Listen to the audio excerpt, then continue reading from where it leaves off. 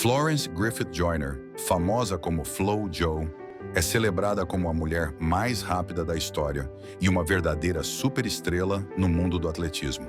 Seu legado está profundamente enraizado em sua velocidade incomparável, seu senso de moda inovador nas pistas e a incrível influência que exerceu sobre o esporte. Flo Jo detém recordes mundiais e olímpicos nos 200 metros, além do recorde mundial nos 100 metros. Conquistas que permanecem intactas até hoje. Esses recordes não apenas resistiram ao teste do tempo, mas também consolidaram seu status como uma das figuras mais icônicas do atletismo. Entretanto, sua história transcende as meras conquistas atléticas. Ela se tornou uma pioneira na integração do estilo pessoal ao esporte, estabelecendo tendências de moda que foram imitadas por inúmeros atletas que seguiram seus passos. Desde suas roupas chamativas, com uma perna só, até suas unhas de acrílico vibrantes e extravagantes, Flo Jo trouxe um senso de glamour e individualidade para as pistas, transformando a imagem das atletas femininas em todo o mundo. Mas por trás de sua aparência deslumbrante e de sua carreira triunfante, havia uma vida cheia de desafios, dificuldades e controvérsias que moldariam seu legado para sempre. Apesar de seu enorme sucesso, Griffith Joyner enfrentou muitos obstáculos ao longo de sua carreira, desde problemas financeiros no início até o persistente escrutínio de seu desempenho atlético. Sua morte repentina e trágica aos 38 anos de idade deixou seus fãs de luto e gerou especulações sobre as circunstâncias de seu falecimento prematuro. Ao explorar as várias facetas de sua vida, descobrimos a verdade sobre a vida e a morte extraordinárias, porém trágicas, de Florence Griffith Joyner. Desde seu início modesto até sua ascensão meteórica e as sombras que pairavam sobre suas conquistas recordes, sua história continua sendo um capítulo fascinante nos anais da história do esporte. Florence Dolores Griffith, conhecida como Dee por seus familiares e amigos mais próximos, nasceu em 21 de dezembro de 1959 em Los Angeles, Califórnia. Ela era a sétima de 11 filhos em uma casa movimentada. Sua mãe, Florence, trabalhava como costureira, enquanto seu pai, Robert, era eletricista. Desde muito cedo, Dee já enfrentava adversidades. Quando ela tinha apenas 6 anos de idade, seus pais se divorciaram, o que causou grande transtorno para a família. Essa mudança fez com que sua mãe se mudasse com Dee e seus irmãos para o projeto habitacional Jordan Downs, no bairro de Watts, em Los Angeles, uma comunidade conhecida por seus altos índices de criminalidade e dificuldades econômicas. Apesar dessas circunstâncias difíceis, o espírito indomável de Dee permaneceu intacto. Criada principalmente por sua mãe, ela descobriu sua paixão pelo atletismo aos 7 anos de idade. Durante as visitas a seu pai no deserto da Califórnia, ela corria contra lebres, mostrando um vislumbre de seu talento atlético natural. Entretanto, Dee não era apenas cativada pelos esportes, ela também desenvolveu um interesse precoce por moda. Ela sempre brincava dizendo que, se quisesse brincar ao ar livre com seus irmãos, tinha de se certificar de que seu cabelo e seu traje estivessem impecáveis. Mesmo quando criança, Griffith Joyner acreditava que ter uma boa aparência e jogar duro eram inseparáveis. Uma filosofia que se tornaria uma marca registrada de sua vida posterior. Crescer em uma casa com 10 irmãos incutiu um forte senso de competitividade em Dee. Mais tarde, ela contou que brincar com seus irmãos não era uma tarefa fácil. Eles eram durões e chorar simplesmente não era uma opção. Se ela chorasse, era deixada no banco e não podia participar dos jogos. Esse ambiente a forçou a desenvolver resiliência e força desde muito cedo. A moda também fazia parte dessa competição familiar. Seus irmãos não queriam que ela se parecesse com um dos meninos, o que levou Dee a começar a experimentar costurar suas próprias roupas aos 7 anos de idade. Seus talentos iam muito além do atletismo e do estilo. Dee entrou para a Sugar Ray Robinson Youth Foundation, onde experimentou vários esportes, incluindo basquete, vôlei e futebol americano.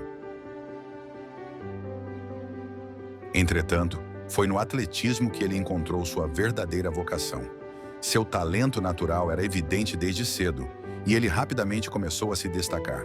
Aos 14 e 15 anos de idade, ele conquistou vitórias nos Jogos Nacionais da Juventude, Jesse Owens, por 2 anos consecutivos, o que indicava a notável proeza atlética que ele exibiria mais tarde no cenário mundial.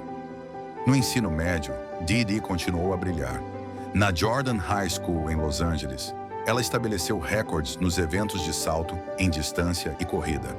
Entretanto, ela não era conhecida apenas por suas habilidades atléticas. Seu senso de estilo único também era notável.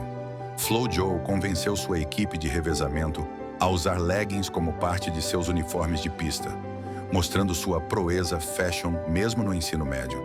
Embora ainda não fosse uma superestrela, seu 6º lugar no campeonato estadual da CIF no último ano chamou a atenção de uma figura importante: o técnico da Cal State Northridge, Bob Kersee.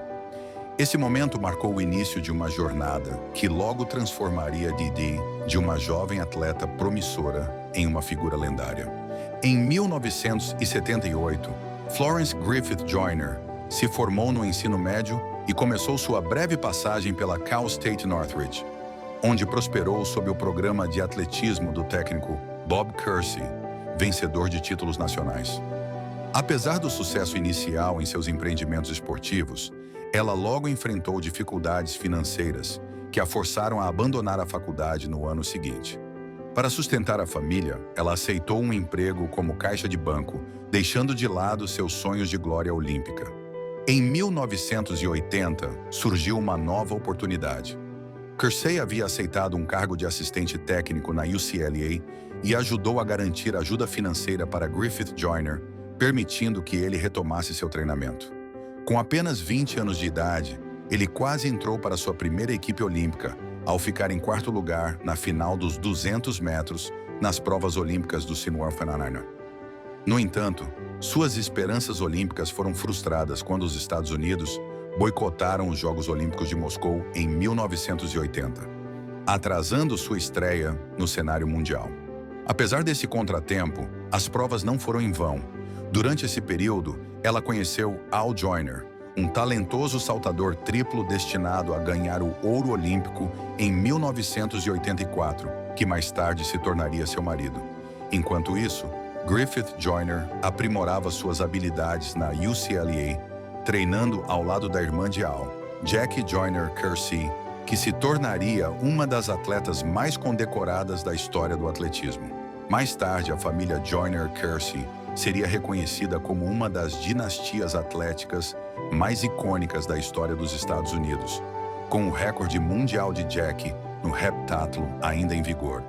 Enquanto Al competia pelo Arkansas State e a admirava de longe, Florence Griffith Joyner era incansável em sua busca pela excelência. Em 1982, ela ganhou o título dos 200 metros da NCAA com um tempo de 22,39 segundos.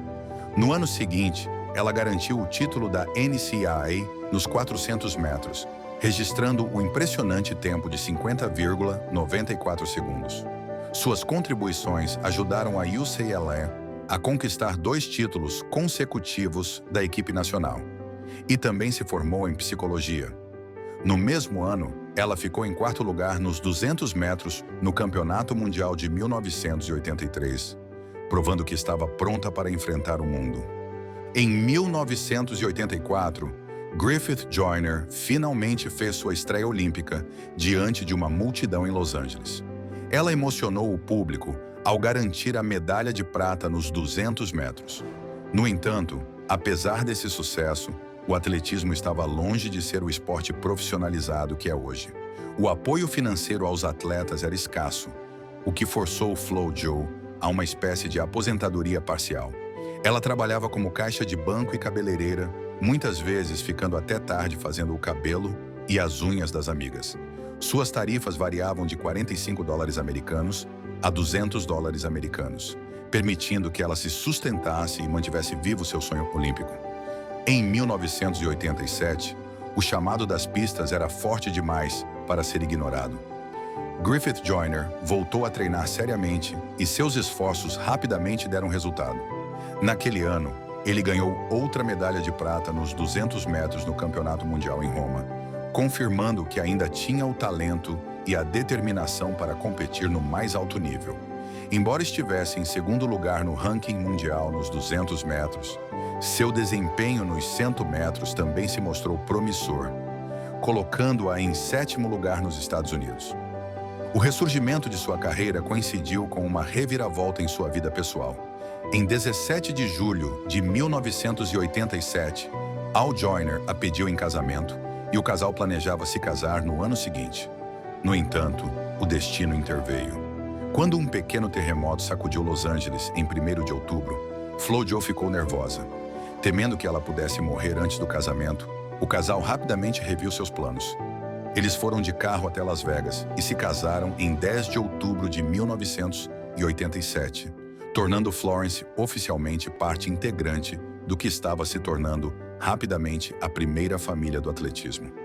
Enquanto se preparava para as provas olímpicas do Zenu Sinraniua em 1988, Griffith Joyner equilibrou discretamente seu treinamento entre dois técnicos, seu marido, Al Joyner, 3 dias por semana, e seu cunhado, Bob Kersee, 2 vezes por semana. Seu progresso era constante, mas não extraordinário para os padrões internacionais. Em 1987, ela obteve o recorde pessoal de 10,96 segundos nos 100 metros no Grand Prix de Colônia, um tempo que ainda não a colocava entre as 40 melhores de todos os tempos. Em junho de 1988, ela havia melhorado para 10,89 segundos em San Diego, mas ainda estava atrás de Evelyn Ashford, a detentora do recorde americano. Uma semana antes das provas olímpicas, Griffith Joyner correu 10,99 segundos em uma corrida de aquecimento. Foi um desempenho sólido, mas não indicativo do feito histórico que ela estava prestes a realizar. Depois vieram as provas, onde FloJo chocou o mundo ao quebrar o recorde mundial dos 100 metros em 0,27 segundos, superando o recorde estabelecido anteriormente por Ashford. Essa foi a maior margem pela qual um recorde mundial já havia sido quebrado, deixando os competidores e os espectadores atônitos. Mas ainda não havia acabado. Durante as provas, FloJo estabeleceu os 3 tempos mais rápidos da história dos 100 metros. 10,49 segundos nas quartas de final, 10,70 segundos nas semifinais e 10,61 segundos na final. Ele também deixou sua marca ao estabelecer um novo recorde americano nos 200 metros com um impressionante tempo de 21,77 segundos. Esses desempenhos redefiniram o atletismo feminino e estabeleceram Griffith Joyner como a favorita indiscutível para os Jogos Olímpicos de 1988 em Seul. A legitimidade de seu surpreendente recorde mundial de 10,49 segundos, estabelecido durante as provas olímpicas do semicondutor, há muito tempo é questionada. O anemômetro registrou uma leitura de 0,0 metro por segundo, uma medição suspeitamente calma, dadas as condições visivelmente ventosas daquele dia. As velocidades do vento foram registradas como altas durante outros eventos de velocidade e na pista de salto em distância adjacente. Muitos acreditam que pode ter ocorrido uma falha técnica, e estudos científicos encomendados pela IAAF, Associação Internacional de Federações de Atletismo, e por organizações independentes, confirmaram posteriormente que provavelmente havia um vento de cauda ilegal de 5 a 7 metros por segundo quando FloJo estabeleceu seu recorde. Apesar dessas descobertas, a IAAF nunca anulou o desempenho. O International Yearbook of Athletics, Anuário Internacional de Atletismo, registrou o fato como provavelmente auxiliado por um vento forte, mas ainda o reconhece como o recorde mundial oficial. No entanto, a corrida de 10,61 segundos de Griffith Joyner na final, que não teve interferência do vento, continua sendo um dos tempos legítimos mais rápidos da história. Essa marca permaneceu sozinha até as Olimpíadas de Tóquio de 2020, quando Elaine Thompson-Herah, da Jamaica, a igualou na final dos 100 metros. Apenas um mês depois, Thompson-Herah quebrou essa marca, correndo 10,54 segundos no encontro da Liga Diamante de Eugene, garantindo o segundo tempo mais rápido já registrado nos 100 metros feminino, atrás apenas da lendária marca de Flo Jo. No final de julho de 1988, logo após seu desempenho recorde nas provas olímpicas, Griffith Joyner fez uma mudança significativa em seus planos de treinamento. Ela se separou do técnico Bob Kersee, buscando uma abordagem mais personalizada para seu treinamento. Frustrada com a falta de patrocínio e acordos de publicidade, ela também assinou com um representante pessoal, Gordon Baskin, o que exigiu que ela deixasse os serviços de Kersee como técnico e representante. Ela mudou sua base de treinamento para a Universidade da Califórnia em Irvine, com seu marido, Al Joyner, assumindo o papel de treinador em tempo integral. Ao entrar nos Jogos Olímpicos de Seul em 1988 como favorita, Flo Jo apresentou performances que ficariam para sempre gravadas na história olímpica. Na final dos 100 metros, ela registrou o impressionante tempo de 10,54 segundos, vencendo Evelyn Ashford por uma margem de 0,30 segundos. Em seguida, ela estabeleceu um recorde mundial nos 200 metros, com um tempo de 21,56 segundos na semifinal, apenas para quebrar seu próprio recorde na final, terminando com um tempo surpreendente de 21,34 segundos. Assim como seu recorde mundial nos 100 metros, essa marca nos 200 metros permanece intacta até hoje. Além de seu legado, Griffith Joyner levou a equipe do seu Ioannaro à vitória no revezamento 4% e garantiu uma medalha de prata no revezamento 4 por 400 metros, marcando sua primeira corrida reconhecida internacionalmente nesse evento. Ao final das Olimpíadas de 1988, ela havia conquistado 4 medalhas olímpicas, 3 de ouro e 1 de prata, o que a tornou a segunda atleta feminina mais condecorada na época, atrás apenas de Fanny Blankers-Koen, que havia conquistado 4 ouros em 1948. Em fevereiro de 1989, no auge de sua fama, Griffith Joyner chocou o mundo esportivo ao anunciar sua aposentadoria das competições. Ele expressou seu desejo de se concentrar nos negócios fora do atletismo. Apenas um mês após sua aposentadoria, ela foi homenageada com o prestigioso prêmio James E. Sullivan, que a reconheceu como a melhor atleta amadora dos Estados Unidos em 1988. Esse reconhecimento consolidou seu lugar não apenas como velocista pioneira, mas também como uma das maiores atletas da história americana.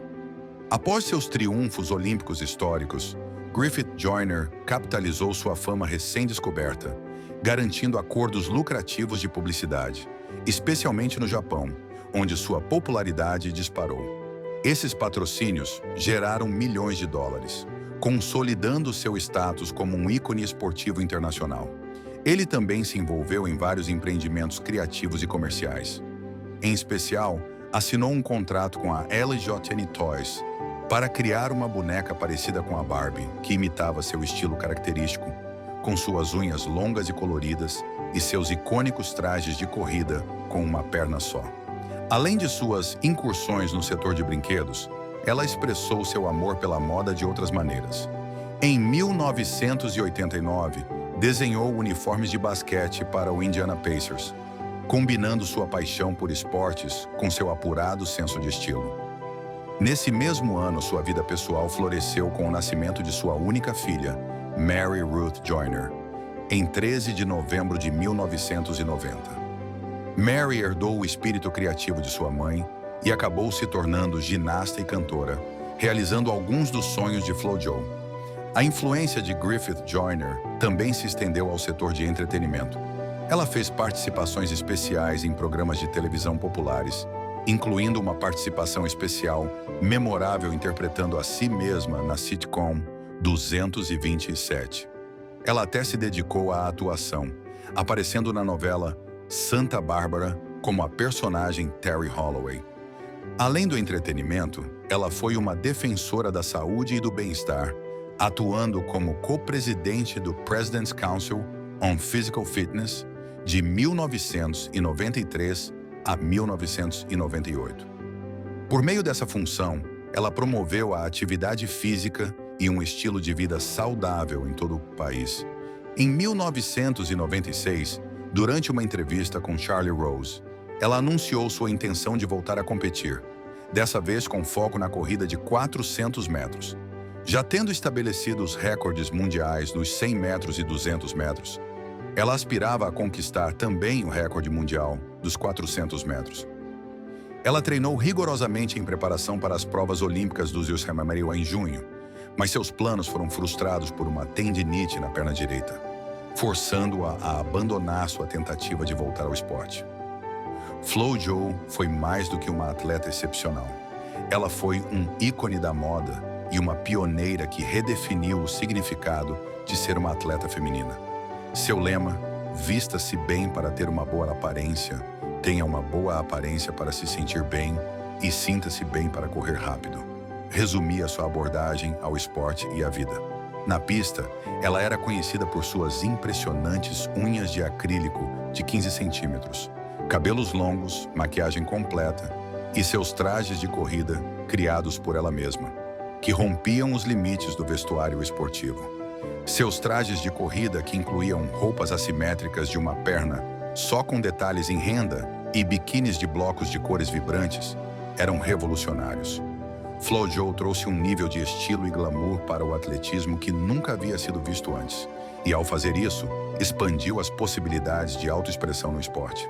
Sua parceria com a Adidas permitiu que ela combinasse moda e funcionalidade de forma impecável, tornando-a uma figura de destaque no mundo do vestuário esportivo. Nas provas olímpicas de 1988 em Indianápolis, ela cativou o público com seus trajes chamativos, geralmente feitos de tecidos delicados, como a renda. Uma de suas roupas mais icônicas foi o traje assimétrico de uma perna, só que ela usou durante a corrida feminina de 200 metros. Um design que ela carinhosamente chamou de The One Legger. Esse estilo tornou-se sinônimo de seu caráter único e tem sido referenciado e celebrado na cultura popular desde então. A influência de Joyner se estendeu muito além de sua própria época. Em 2021, a lenda do tênis Serena Williams colaborou com a Nike para criar um traje assimétrico para o Aberto da Austrália, inspirado no icônico design de uma perna só de FloJo. Da mesma forma, a estrela do atletismo, Sha'Carri Richardson, atleta olímpica de 2024, frequentemente canalizava o espírito de FloJo com seus penteados vibrantes e longas unhas decorativas.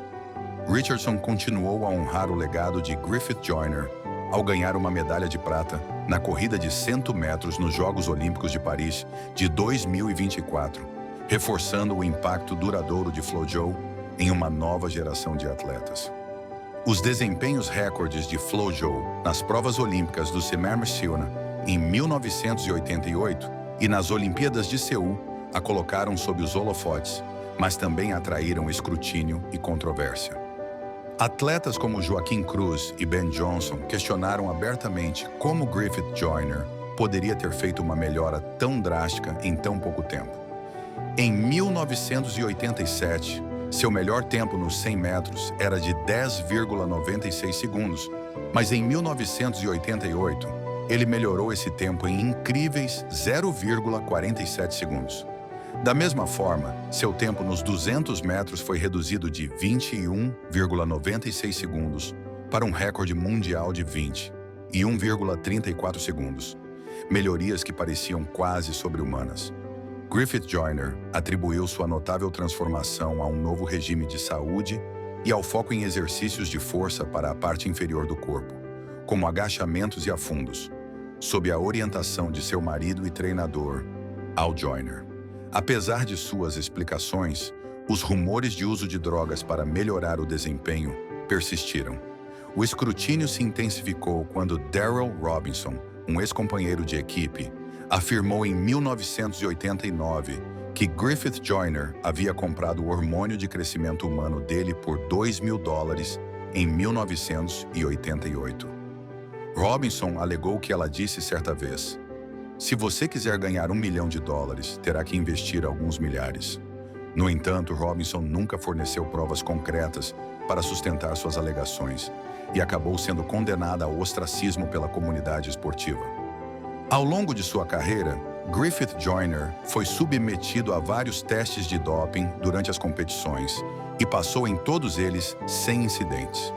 Após os Jogos Olímpicos de 1988, ela foi submetida a testes antidoping rigorosos adicionais pelo Comitê Olímpico Internacional, COI, em meio a rumores de uso de esteroides.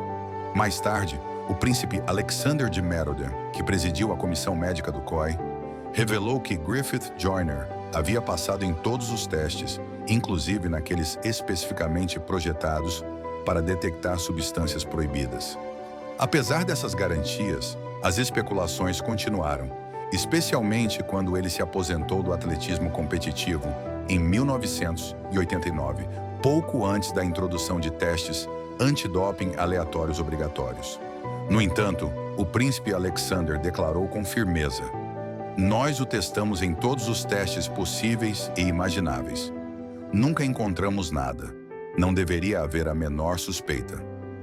O mundo ficou atônito em 21 de setembro de 1998, quando se soube que Florence Griffith Joyner havia morrido aos 38 anos de idade. Sua morte ocorreu durante o sono em sua casa em Mission Viejo, Califórnia, deixando seus fãs e a comunidade esportiva em choque. Apesar de seu compromisso com um estilo de vida saudável, surgiram várias teorias de conspiração, sugerindo causas não naturais para sua morte repentina. Para responder a esses rumores, foi realizada uma autópsia. O Orange County Coroner's Office determinou que ele havia morrido de asfixia durante um ataque epilético, que estava relacionado a uma anomalia vascular cerebral congênita conhecida como hemangioma cavernoso. Essa condição, que afeta aproximadamente 0,25% da população, provavelmente contribuiu para as convulsões que ele teve nos anos anteriores à sua morte. Embora a autópsia tenha confirmado que sua morte não estava relacionada ao uso de drogas, as especulações continuaram a circular na mídia. Alguns meios de comunicação sugeriram que complicações decorrentes do uso de substâncias que melhoram o desempenho podem ter desempenhado um papel importante, apesar das conclusões do legista. Seu marido, Al Joyner, refutou veementemente essas alegações, enfatizando que ela sempre competiu de forma limpa e passou em todos os testes de drogas durante sua carreira. As circunstâncias exatas de sua morte, especialmente a asfixia posicional que ocorreu durante a convulsão, acrescentaram uma camada adicional de complexidade à sua história. Foi determinado que sua cabeça havia sido virada de tal forma que restringiu suas vias aéreas, levando à asfixia. Essa combinação infeliz de sua condição de saúde subjacente e as circunstâncias que envolveram a convulsão resultaram em um fim repentino e trágico para uma vida que deixou uma marca indelével no mundo do esporte. Apesar das controvérsias e do fim trágico de sua vida, o legado de Florence Griffith Joyner continua sendo de inspiração e excelência. Seus recordes mundiais nos 100 metros e 200 metros ainda são prova de seu extraordinário talento. Ela elevou o atletismo feminino a novos patamares, trazendo uma mistura de atletismo, glamour e individualidade ao esporte. Em reconhecimento às suas contribuições, ela foi introduzida no Hall da Fama do Atletismo do Cinéma em 1995. Los Angeles homenageou as raízes de sua infância, renomeando a 102ª Street School como Florence Griffith Joyner Elementary School. Além disso, um parque em Mission Viejo foi dedicado em sua memória. Seus talentos também se estenderam ao campo da arte, e seu trabalho foi apresentado como parte do programa Art of the Olympians, ALTO. Em 2020, ela foi nomeada a Mulher do Ano da Time em 1988, destacando sua influência como uma das mulheres mais importantes do século passado. Sua família continuou a preservar seu legado. Sua filha, Mary, praticou atletismo durante a juventude e depois seguiu carreira na música, chegando a participar do programa America's Got Talent em 2012. Mary também coescreveu e produziu FloJo: A Daughter's Love, um documentário sobre sua mãe que será lançado em 2023, e criou a FloJo Forever, uma empresa dedicada a promover o legado de sua mãe. A história de Griffith Joyner, marcada por triunfos, desafios e uma morte prematura, continua a repercutir no mundo do atletismo.